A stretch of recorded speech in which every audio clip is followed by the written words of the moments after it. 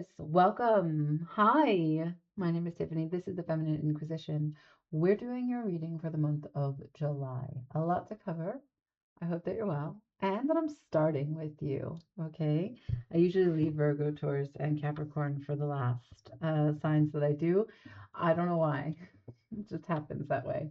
But we're changing it up. So, this is a reading for any Taurus placements that work for you, that make sense to you, for you to watch, for your identification, or any Taurians that you are checking up on. And so, just to get into some of the astrological events for July, we've got a bunch of planets, personal planets, changing sign. We have on the 3rd, Mercury is going to enter Leo. And then on the 6th, the Sun is going to enter Cancer. The 11th, Venus is going to enter Virgo, which we have an astrological correspondence in the tarot for that. That is the 9 of Pentacles. We also have Mars entering Libra on the 13th.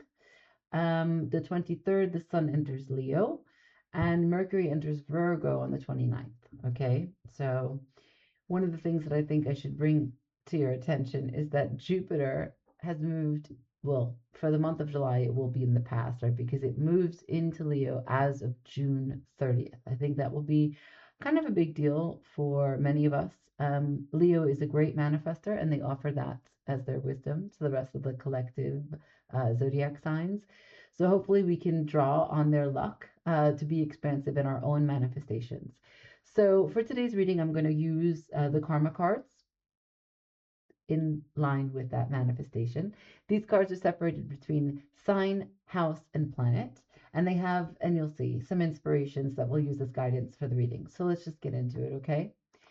All right, so I've got here karma cards.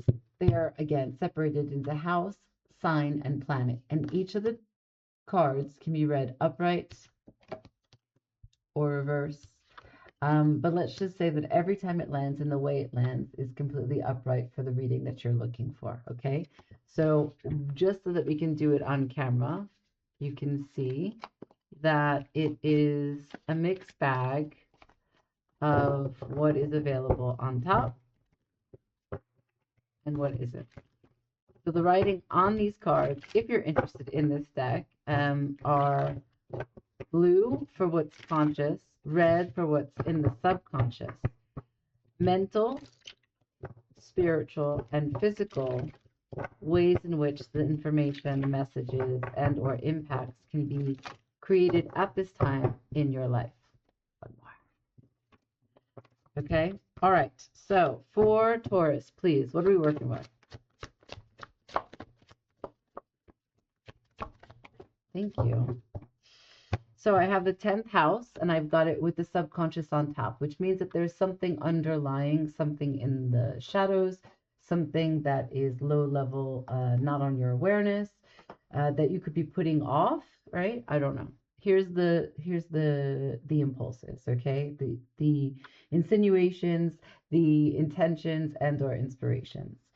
So spiritually, from the 10th house perspective, the question about this message is it going to be, what are you doing, thinking, moving towards, and feeling about responsibility, about doing things responsibly?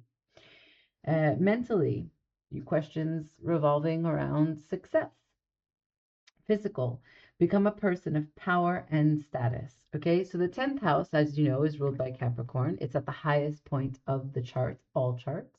And so this is the highest point in the sky for the planets. If you know anything, or if you're curious to learn more about your charts, if you have no idea what I'm talking about, there's a link in the description box where you can build your chart for free. And if you're still blind and not sure, we can go through it together. Okay, this is my work. You can check it out. Book a call, awakenco.com. Now, we're going to use this, which is a tarot deck for Tarot of the Longest Tree. And we're going to clarify with the regular Waite Smith deck, the vintage tarot. Two more. So, Taurus, if you're in the middle of building something, the question is, how can you do it responsibly to leave a larger impact on the world? mentally what this success means to you and how you're consistently thinking about success, as well as becoming a person physically of power and status. Four of Pentacles. That's Capricorn energy. Nine of Wands. The Moon in Sagittarius. The Six of Cups. I believe that's the Sun in Scorpio. Ace of Wands. Big fire energy.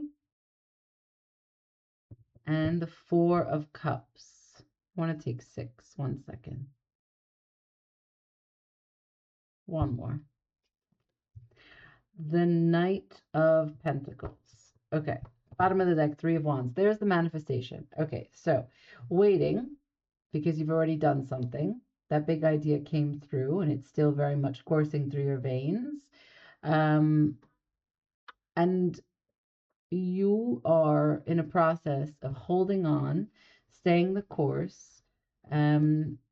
Maybe there's a level of investment that you already put forward, whether it's time, energy, money, and you really want to guard that. So this is a secure investment, and you're asking and recruiting some soul contracts, some people, friends, family that you love, and you're recruiting them, right? Imagine you're a cheerleader for this idea, for this manifestation. You're embodying this physical person of power and status, right? And so you're out there living the example of what it means to have the dream, be the dream. But after, I don't know, there's some element here of like, even though the Knight of Pentacles has his eye on the prize, he's looking at all of this. But there's a level of disconnected, sad, ruminating, dejected. And maybe that's the part about in the for the karma cards, the subconscious is trying to speak to you about what mentally your questions of what success looks like. If you're okay being a person of power and status, or have you been responsible enough? Or maybe the responsibility makes you feel quite burdened and therefore you don't have enough connection. That's why the card is a cup card. I don't know. Let's go three here. Three of Wands, Seven of Pentacles, Judgment. Okay, so there is a decision that has to do with resources. It will go back to the Four of Pentacles. What's missing between the Seven and the Four is the Three, which is working together. I think that some things are weighing you down. Some things are burdensome in the weight. I don't know. Let's learn about the Four of Cups, okay? For Taurus, please. Two more. Show me this Four of Cups.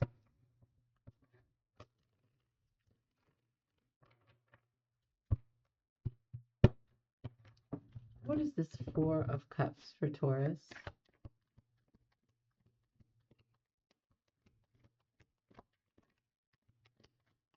There's the choice, whether it was made about you, perhaps a contract, a signature, a vendor, something that you wanted to secure, either a choice that you cut out or you were cut out. Very, very legal information there. Legal information about commitment. There's the Six of Cups again. There's the Four of Pentacles again, right? Okay, so as you are building something for whatever is your passion, there is a question about what separations have occurred to your house, to your home, to some people that you love very much, very unique bonds that you have, very special to you, that you have forever held on to and that you would never let go of, and you are strongly committed. They are in your visions of what it means to have faith, to believe in something. They are, yeah, you feel connected to them on a very spiritual basis, and something about fate, something about destiny, that you may have known them several times and that you would always choose them, however many incarnations of life you may have. That's why the Four of Pentacles is the first card that's there. Now, I don't necessarily know that everything in here has to do with love. I think that there is a responsible way in which one goes about achieving their passions and putting their passion in the world, which is via Pentacle, but also there needs to be a balance of cups. You showed me the Six of Cups 2 times, which is a card that looks back to the past, even though it's forward moving. So the question I have is that if you show me the Six of Cups and then the Four of Cups, there's something that is rather upsetting about the disconnect from someone from your past. And I don't know what the going forward looks like. I know it's slow because the Knight of Pentacles, but also the Knight of Pentacles is looking back, not looking forward. So that's your energy. So you claim this, you own this. The Three of Wands, you are manifesting. There's an initiation energy here. This is Aries. You are willing to do what it takes to be the person of power and status. The Ace of Wands is here. So the big idea of whatever work you are doing, guarding that, and also moving forward, it's here. But I don't know what that looks like. So let's talk about where this is going. Future energy, please, for Taurus. Future energy for Taurus. Thank you. What's the future energy? What's the outcome of this? Where is this going? Three of Wands. You're waiting. There's no change. But why are you sitting? So can you wield this Ace of Wands? Because here's a Wheel of Fortune. It's in reverse. You're not making any changes, but you want big things. There's a great quote that says you want a great life, you have to be a great human. So here's the Three of Wands, King of Wands. The King of Wands is who has the Ace of Wands. It's not your element, could be a stretch for you, of course, but change is possible for everyone. And if you want something great, you're going to have to rise to the occasion to get that. Now, Three of Wands, you've shown it to me 2 times. You really want this thing. You've got your eye on it. You put your back to me and you're looking directly at the thing that you want to manifest in front of your eyes. King of Wands, that energy of you cheerleading everything that's possible is there. It's available. Wheel of Fortune in reverse. No confidence, no magician energy, no 4 aces. Not possible to take this spin. I don't know why. Do not go. Do not pass go. Do not collect $200. Yeah. You're not spinning this Wheel of Fortune. It's in reverse. So either too much time has passed, because Wheel of Fortune often can signify time. The year is coming to a close, marking the year from when you were meant to do the thing that you didn't do, because it can signify the cycle of the year. But it can also be that you're just feeling very insecure. And therefore, you feel like if you did spin this and it did ask something higher, more elevated from you, I'm not sure that you're sure you've got what it takes. The Queen of Swords is here. Queen of Swords, the King of Swords. This separation involves maybe 2 people, maybe a household, maybe some strong words. So the King of Swords is very different from the Queen of Swords because he doesn't really spend time asking questions. He doesn't really go back and forth learning the nuances of information. He's very black and white with 0 sentiment. He thinks of himself as a civil servant, but yet has no idea about the lives that he wants to make decisions on, for, on behalf of. Well, the Queen of Swords is much more benevolent. She wants to be a teacher. She wants to share with you the things that you've missed. She wants to call you into her office. However, she's only going to say the things that you need to hear for your highest good, and only if you're curious. If you're not curious, then she cannot provide support, right? Because she's certain that her objectivity has brought her to this place to grant you insight, but you have to also be ready. She understands that she can't shine her light or spread her truth or speak her wisdom to deaf ears.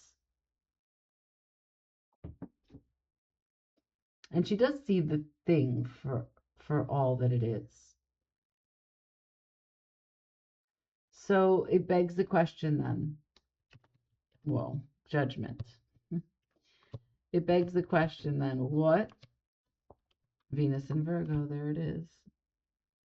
The 11th may be important to you for when you can go through the portal and heal yourself and also rise to the occasion. Recognize that the dream is possible. You are a star. And so as a star, you can create this life as you want. Here's the transformation. Here's the change, right? So if you could change, there's a possibility here, but you're not. Here's the change inevitably coming from something about understanding confidence, independence, fearlessness. Maybe there's a lesson here about learning to remove yourself so that you don't have a fear of rejection. Because peeking out is the Ten of Swords, right? So there's a big fear for you that if you take this chance and you spin this, maybe you don't find the kind of welcome open arms. Maybe you'll be avoided. I don't know why you go there, Taurus, but you do. Can I see the Wheel of Fortune? Why is the Wheel of Fortune in reverse? So this is you too. You've shown me very many power cards. You are questioning also your identity, what you stand for, as you try to take on this fire. Why are you trying to deal with fire? I don't know. This has to do with your passion. It has to do with maybe anger. Maybe you trying to control anger, right? Because the Queen of Swords is here, and now the King of Swords is clarifying this. So this is like, I remove myself so I don't act too passionately. But the King of Wands knows that fire is for forging what is essential, how you become. Show me, please, why the Wheel of Fortune is in reverse. Now that's Jupiter energy. And Jupiter, as I said, enters Leo on the 30th. So maybe it's been rather difficult to use Jupiter in Cancer because you were taking care of yourself. And now as it enters Leo, when it enters Leo, it will be more outward fire and about manifesting, right? About luck in creating something in the external. Show me the Wheel of Fortune. Why is it in reverse? Page of Swords. That's on its side. No commitment to learning or seeing something. Knight of Pentacles in reverse, right? You're looking backwards in the Knight of Pentacles. Your knight, you as a Taurus, is not able to move. And part of it is because you're in brand new territory. You're in uncharted lands. You cannot fathom how it means to show up like a child, like a childlike person, or like a child in this experience. It's very challenging. Maybe you don't really know how to ask for forgiveness. You also don't want to hear what someone's emotions are. You don't want to have to explain your own emotions. It makes you feel very uncomfortable. And you're not learning how to do it. You're not applying yourself. You're not making any moves. It's so heavy. All of this before your manifestation. And here's Leo, the strength. So if you can come to complete, this is the 9 of Wands, this is the 10 of Wands. If you can come to complete your understanding on your wands, everything you've done up until this point, and feel satisfied that what's done is done. You can't change it. Also, there's nothing to lose because of all that's already done, right? That's the point that you've got to come to move forward. That you have nothing to lose, only everything to gain, because as the star has shown us already, and here the Magician is, it is you who is creating reality, having a dialogue back and forth of what you want to see in this life. Will you have the courage to do it? I don't know.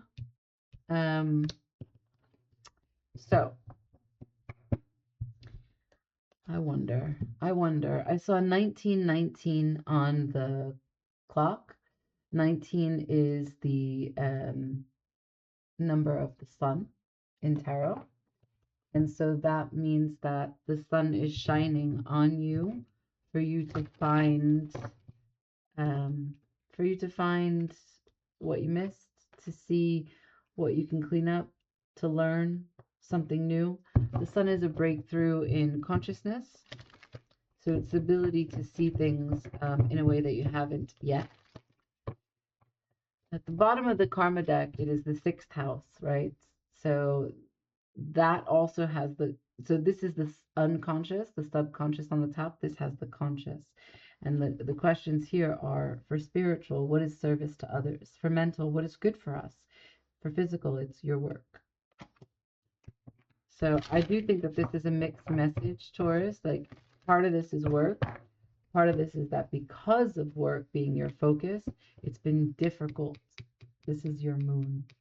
This is the 6 of Pentacles. This is moon in Taurus. And I was just going to say, because of your success in work, there has been a lacking or a difficult way to incorporate your emotions, your connection, your warmth, other people's energy, period, your cups.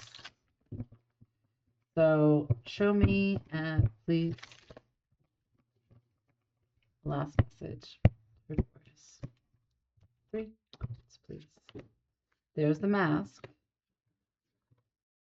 There's, so sorry, 7 of Swords, 4 of Swords, the Chariot. And in this deck, it's the mask. And this is postponing.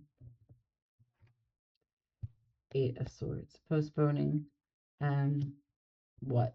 The fact that you think you need a mask, because this is an imposter syndrome. You think you need to show up a certain way. You think you need to be presented in a specific way, or you need something else to be a certain way. This is about pretenses. And so putting something off for not feeling connected to it good enough, or that it's good enough for you. But all of that is the shadow. Are you good enough for you? If you are good enough for you, then you can participate in anything, right? I was listening to Alan Watts on some, they like to do samples when they put them in music. And he was like, life is like a basketball game. You see the fella, and he's always getting rid of the ball. And that's what it's like. That's what life is like. That's what being in love is like. That's what living in love is like. Just keep on giving yourself away. That's how things keep moving. Because energy can't just, it can't become stagnant, and you can't lose you. So, I mean, as long as you are connected to the fact that you'll get through everything, and all of the experiences you have are what you call into this life. That's why we saw the magician. But that's a process that you're trying to understand. 8 of Swords, which is the sun in Gemini. And so currently, because the sun is what is trying to come through for you, even though it's not here, Judgment is. So maybe you saw something already and you're trying to figure out what it is that you learned from what you saw. Judgment is the card right after the sun, if you don't know that. Peeking out in reverse, which all these cards are upright, is the 5 of Pentacles. So there is, again, that separation, that distance from what you value, Hierophant, what you committed to, that now you're really getting a better sense of. And I want to drive the point home about the fact that the sun in Gemini it's contemplated, it's sophisticated, and it's glorious in holding all the ideas at once. But it is problematic because it meanders and it doesn't always follow the thought to the end. And sometimes thought forms can come in, trick, and go in different directions. You must be able to get to the bottom of the thing, the root of the thing, and you must be able to pull out just enough, with the help from the Queen of Swords, to recognize that what perspectives you hold change the thoughts and their flow. So try to see it from all angles, because ordinarily in the natural, in the typical illustration of the 8 of Swords, she is bound and blindfolded, surrounded by 8 swords. However, nothing is blocking her, but she cannot move. So it's a willful ignorance or an inability to see things clearly to make movement for progress. And so much of this is in your hands. Queen and King of Wands for your Ace of Wands for the Wheel of Fortune. If you find the courage to do it. Okay? So June 30th, Jupiter in Leo. That might be a very beautiful day for you to take this expansion to its next place. Okay. So Taurus, I'm going to leave it there. I hope that something here resonated for you. If so, let me know. And if not, until the next time I talk to you. Ciao.